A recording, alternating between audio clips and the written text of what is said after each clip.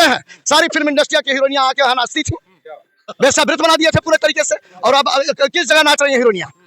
से कैसी सरकार थी जो बाबा का पीछा करके उनको खन के गाड़ देना चाहती थी, जिसका संविधान में कोई विश्वास नहीं था। 27 की डिमांड कर रहे भाई साहब ने, 27 नहीं 47 तक ये दूर हो गए। तब तो आरोप लगा ही देंगे, 47 तक बना लिया। इनके आरोप जनता द्वारा, जनता भारतीय जनता बाद में है, सारियत पहले है, यह भी स्टेटमेंट दिया। लेकिन उस पे जो तुष्टिकरण करने वाली राजनीतिक दल है, चाहे वो सपा हो, बोला जाता है कि फ्री में मिलती दवा दवाई और फ्री में दारू पानी, अच्छे दिन कब आएंगे, सबकी यही कहानी। कहेंगे आज पहले तो मैं ये बताऊं, मेरी कोई पार्टी नहीं, ये देश हमारी पार्टी है और इसके लिए जो अच्छा करता है वो हमारी पार्टी है। बाबा साहब भीमराव रामजी अंबेडकर ने जो इस देश के लिए किया, एक गरीब के घर में जन्मे, खाने की व्यवस्था नहीं थी, रहने की व्यवस्था नहीं थी, लेकिन टैलेंट था, उसने इंग्लैंड और विदेशों तक पढ़ाया। आज लोग ढूंढ रहे हैं कहाँ कहाँ वो गए, वहाँ स्मारक बने, लेकिन 60 बरस एक ऐसी सरकार थी जो बाबा का पीछा करके उनको खन के गाड़ देना चाहती थी, जिसका संविधान में कोई विश्वास नहीं था। उसका नाम लेने की जरूरत नहीं, सब समझ गए होंगे वो कौन पार्टी है। उसको आज सारे लोग थू थू कर रहे हैं। बाब अंबेडकर को सुनो एक बात, भीमराव अंबेडकर को कोई अवार्ड नहीं मिला, कोई रिवार्ड नहीं मिला, लेकिन जब मोदी आए तो भारत रत्न मिला ना, तो सारा देश खुश है। जिनमें टैलेंट है, जिनमें योग्यता है, जिनमें प्रतिभा है, उनको गाड़ने वाली कुछ पार्टियां हैं और उनको उछालने वाली कुछ पार्टियां, उनके बीच लड़ाई चल रही है। परिणाम आप तय कर लो, क्या होने वाला वो होके रहेगा। देश की आज़ादी से अब तक तमाम सरकारें आई, भ्रष्टाचार की नींव डालती गई, डालती गई, डालती गई, डालती गई। आज उन सरकारों के लोग जब सत्ता में नहीं हैं तो ये कह रहा है ये सरकार भ्रष्ट है। बात को समझिए, नींव उन्होंने ही डाला।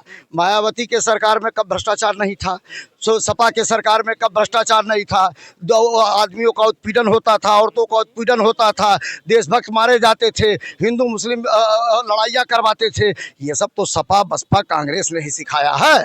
आज बीजेपी जब आया है तो इनको दर्द है कि हम कैसे सत्ता में आए, इसीलिए भ्रष्टाचार फैलाए हुए हैं और बीजेपी को गाली दे रहे हैं। 11 साल वहाँ हो गया मोदी जी को और 8 साल यहाँ हो गए योगी जी को, पकड़े कहे नहीं किसी। देखिए 11 साल और 8 साल जनता ने बना के रखा है, नहीं तो इन भ्रष्टाचारी लोग जो हैं, जो पहले सत्ता में थे, देश को लूट कर बर्बाद कर दिए और देश में भ्रष्टाचार पूरी तरह फैला दिए, हर ऑफिसों में घूसखोरी का अड्डा बना दिए। ये सब किसने बनाया? ये सब इसी सपा बसपा कांग्रेस ने बनाया। अब जब बीजेपी आई है तो ये उतार के फिर चाहते हैं कि उसी गद्दी पर बैठ के हम भ्रष्टाचार करें, लेकिन जनता 10 साल मोदी को बैठा दी, 10 साल योगी बैठा दी। अब वो चाहती ही नहीं है कि ये फिर से बैठे और भ्रष्टाचार फैलाएं। भाई विपक्ष में बैठे हैं सत्ता पाने के लिए ना, तो साम दाम दंड भेद तो लगाएंगे ही ना। जिंदगी विपक्ष थोड़ी विपक्ष में बैठे हैं सत्ता पाने के लिए ना, फिर से धन कमाने के लिए और भ्रष्टाचार फैलाने के लिए, और आंदोलन करके बीजेपी को उतार कर सपा और बसपा कांग्रेस की सरकार बनाने की। काम किए होंगे तो नहीं उतार पाएंगे। तो काम का कर रहे, काम ना तब किए थे ना अब किए थे। अभी ये कांग्रेस सब बीजेपी वाले तो बीजेपी वाले ही नहीं है, इसमें सपाई बसपाई कांग्रेसी जो कमाए थे उसमें भी बढ़ गए हैं। और बाद में फिर कुछ जो बचे हैं वो आंदोलन कर रहे हैं कि सत्ता फिर उतरे तो उनको बुला के फिर अपने पार्टी में रखकर काहे ले लेते हैं बीजेपी वाले, काहे ले लेते हैं। सभी पार्टियों में कुछ ना कुछ भ्रष्टाचार है। ऐसे में ये नहीं कहा जा सकता कि दूध के दूल्हे, लेकिन मामला ये है जो ये सब ये कह रहे हैं कि बीजेपी भ्रष्ट है, बीजेपी भ्रष्ट है। बीजेपी भ्रष्ट नहीं है, भ्रष्टाचार की नींव तो इन्होंने ही रखी और भ्रष्टाचार की नींव ही नहीं रखी। जातिगत धर्मगत आंदोलन होता था, जाति के धर्मगत मुख्यमंत्री बनाए जाते थे, जातिगत धर्म के प्रधानमंत्री बनाए जाते थे। ये सब धीरे धीरे करके खत्म हुआ। आप नहीं बना रहे हैं, बीजेपी वाले नहीं बना रहे जात धर्म देख के। बीजेपी वाले अगर जातिगत धर्मगत बनाते तो बीजेपी पंडितवादी सरकार मानी जाती थी, मोदी वो ओबीसी होकर प्रधानमंत्री नहीं बनते। और योगी ठाकुर होकर मुख्यमंत्री नहीं बनते, यहाँ पंडित ही बनते, क्योंकि बीजेपी को पंडितवादी, तो कहा कांग्रेस बीजेपी वाले पंडितवादी सरकार को कहते रहे लोग। उसके बाद फिर जब पता चला ठाकुर बन गया, वो बन गया, केशव मौर्य बन गया, ये बन गया, वो बन गए तो पता चला राष्ट्रपति बन गई, तो पता चला रामनाथ कोविंद बने। तो ये सब जातिगत कर रहे हैं। जातिगत तो वो कर रहे थे जो हिंदू मुस्लिम को लड़ा रहे थे, सत्ता में आने की कोशिश कर रहे थे, और इसी आधार पर देश को लूट खाए और सुब्रत राय जैसा सरकार बना दिए, और उसी के यहाँ पूरी सरकार चलती थी सपा की। हमको बताने चले हैं, सारी फिल्म इंडस्ट्री की हीरोइनियां आके यहाँ नाचती थी, वेश्यावृत बना दिए थे पूरे तरीके से। और अब किस जगह नाच रही है हीरोइनियां?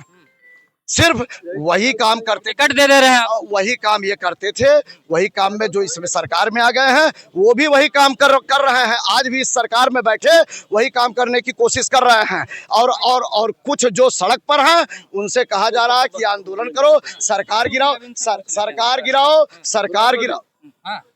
जिस अखिलेश यादव की ये लोग बात करते हैं, समाजवादी नेता के लोग जो हैं, माननीय मुलायम सिंह यादव अब तो स्वर्गवास चले गए, उन्होंने जो है भारतीय जनता पार्टी को आशीर्वाद दिया था, भारत के प्रधानमंत्री को, नरेंद्र मोदी जी को आशीर्वाद दिया था कि आप प्रधानमंत्री बने रहेंगे, हमारे लड़के को बख्शे रहिएगा जो है। उसी पर वो कहे थे जो है मुलायम सिंह यादव जी जो है। और ये लोग क्या कहेंगे, जो ये लोग इन लोगों के कहने से नहीं जो है भारतीय जनता पार्टी की सरकार, ये लोग कितनों अभी 27 की डिमांड कर रहे हैं भाई साहब ने, 27 नहीं 47 तक ये दूर हो गए हैं। तब तो आरोप लगा ही देंगे, 47 तक बना लिया। इनके आरोप जनता द्वारा, जनता भारतीय जनता पार्टी को मत देती है, बेमानी जीतते हैं। नहीं वोट देती है। अभी 37 सीटें जीते तब बेमानी नहीं हुई थी। अभी तो एक लोग बोल दिए गोदी मीडिया वाले। अरे बिल्कुल सुनिए, वह भी जो है पीसी चौबे जी भारतीय जनता पार्टी के कार्यकर्ता थे, मैं नाम लेकर के कह रहा हूँ, उनको जो है सभासदी का उनको टिकट नहीं बीजेपी से मिला तो कांग्रेस का दामन थाम लिए जाकर के। और मेरा चैलेंज है कि विधानसभा भले वाला नहीं, लेकिन उनको जो सभासदी का टिकट कांग्रेस से नहीं मिलेगा जो है। अयोध्या से लल्लू सिंह का हारना क्या बीजेपी की बेईमानी दिखाई देती है?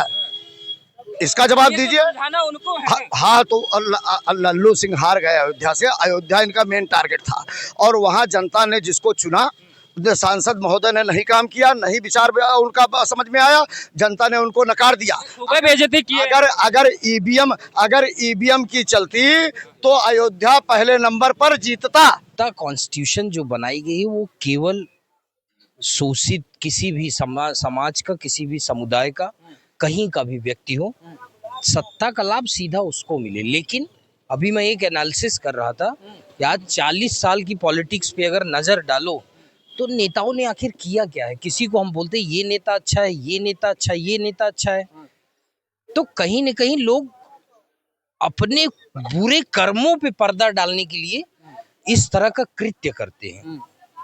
अभी आप देख लीजिए कि आज बाबा साहब आम्बेडकर दिवस है, और जो उन्होंने देश में लगभग 200 साल का विजन लेके कॉन्स्टिट्यूशन को ड्राफ्ट किया, और ईच इंडिविजुअल को जिस हिसाब की फ्रीडम देनी चाहिए, क्या सोसाइटी उसको आगे बढ़ने में मदद करे, किसी भी तरह की शोषण, वेक्टिनिज्म नहीं होना चाहिए कि कोई किसी कास्ट का है, समुदाय का है, कोई किसी मजहब का हो, धर्म का हो।